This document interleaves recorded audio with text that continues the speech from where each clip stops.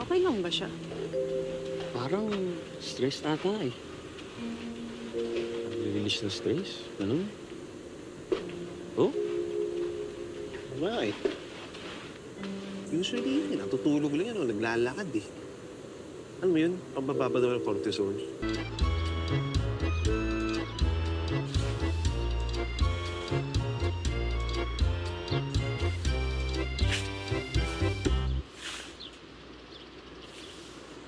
Sipag ah.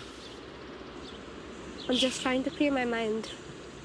Ganun talaga pag magulo sa loob. Sarap maglinis dito sa labas, nakaka-distress. Yeah, something like that.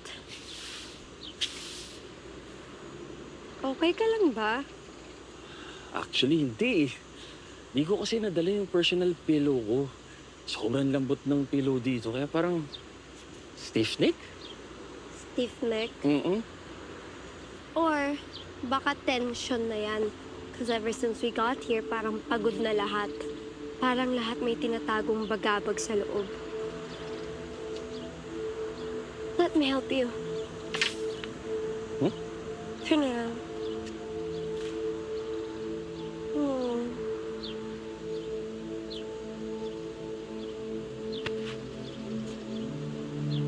Ay, alam mo, nakakamiss eh.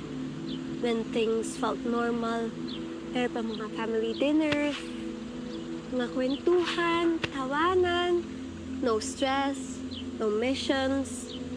Pero wala eh. Ah,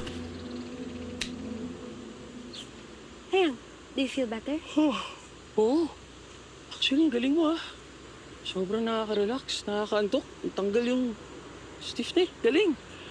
Alam ko na kung bakit in love sa'yo si Migoy. Galing mo ah. Sige. Iglip muna ako. Grabe, ang galing. Para ako nagpamasakay sa 1,000 diwata.